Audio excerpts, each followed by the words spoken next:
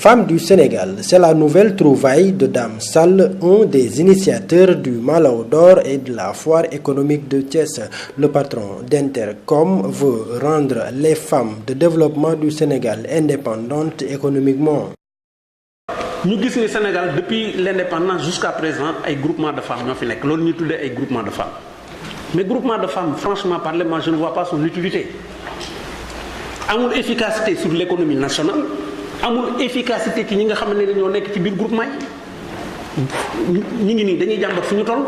c'est des formations à ne pas finir mais après les formations amul benn mesure d'accompagnement bu leen mën a permettre ñoom ñu taxaw seen structure di ci gagner loo xam ne dinañ ci dund ak seen njaboot. léegi dañuy continuer di dem ak loolu jusqu'à quand non il faut arrêter il faut savoir arrêter et on va arrêter maintenant suñu arrêter li ñuy def mooy bépp groupement de femmes dañ koy transformer mu nekk une petite et moyenne entreprise de production c'est possible et une entreprise de production ne veut pas dire faire une agriculture traditionnelle comme on a l'habitude de le faire.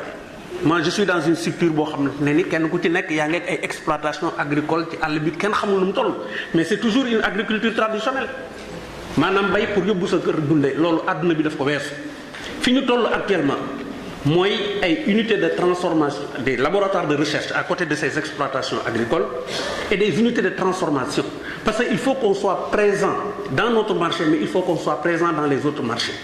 Pour ce faire, l'initiateur de Femmes du Sénégal pour pérenniser la structure a adopté une nouvelle démarche dans la gestion de la structure des femmes. moom la ñu bëgg a def mooy on va installer aujourd'hui un comité exécutif parce que il faut aussi travailler dans la différence bi mooy lan je ne veux plus que li doon am démb ak bërki dem di amaat mooy que ni des structures yoo xam ne ni juróomi nit ñoo fay nekk di ko diriger ñooy xalaat ñooy def ñooy dindi ñoom la ñuy dénk xaalis ñoom la ñuy def lépp les autres ne sont pas au courant su ko defee un mois après werante bi commencé frustration yi commencé clan yi commencé affaire bi explosé on recommence à zéro je pense qu'avec Femmes du Sénégal on ne recommencera pas à zéro on va continuer à travailler moo tax aujourd'hui avec le bureau exécutif j'ai décidé que chaque président de groupement qui vient d'une région du Sénégal dafay nekk membre du bureau exécutif on va réfléchir ensemble on va prendre les décisions ensemble on va exécuter ensemble su ko defee résultat bi nga xam ne ni moom la ñuy soxla ñu am ko et je pense également ce qui est important man jàpp naa ci sama ay gëstu groupement un réseau de femmes parce que on va vers l'assemblée générale certainement on va mettre plus de 15 000 femmes ici au niveau de la promenade au mois d'octobre j'accepte d'être le coordonnateur mais chaque président de groupement dafay nekk un vice-président dans la structure ces vice-présidents là ñoom ñooy constituer le comité exécutif wala le bureau exécutif si vous voulez nekk l'organe de décision ce n'est pas moi maay jël décision mais c'est l'organe de décision qui prend des décisions suñ ko jëlee ba pare ces présidents vont amener ça à la base expliquer ko ñi nga xamante ne ni ñoom la ñu àndal vraiment il faut maintenant que ça change su ma mënee wax ni nous sommes à l'heure du choix nous sommes aujourd'hui à l'heure du choix mooy fi nga xamante ne ni nag dañuy choisir ndax dañu bëgg a dem wala dañu bëgg a rester toujours sur la même ligne.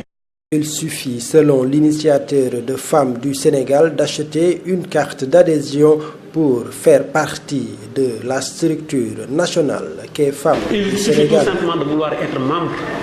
de Femmes du Sénégal pour être membre du Sénégal. Maintenant, il y a des cartes de membres qui sont vendues. Donc, il y a des cartes d'adhésion qui sont vendues au groupement. Donc, au groupement, c'est des cartes qui coûtent 10 000 francs. Donc, c'est le président qui s'inscrit en achetant cette carte de membre-là. Mais après avoir fini d'adhérer le groupement, chaque membre du groupement doit acheter une carte de membre à 500 francs. En cette période électorale, le coordonnateur de Femmes du Sénégal a tenu à préciser que la structure est apolitique. Parce que comme je viens de le dire tout à l'heure, toutes les régions sont aujourd'hui représentées, de Ziguinchor jusqu'à Podor, en passant par Matam, Kidira, etc.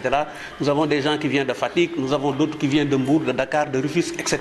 Donc c'est une structure purement sénégalaise, donc qui appartient à tout le monde. Chacun a le droit de se réclamer, en tout cas membre de Femmes du Sénégal. Ce qui est peut-être interdit dans cette structure, ce sont les activités politiques, parce que nous ne sommes pas des politiques, nous travaillons pour le développement.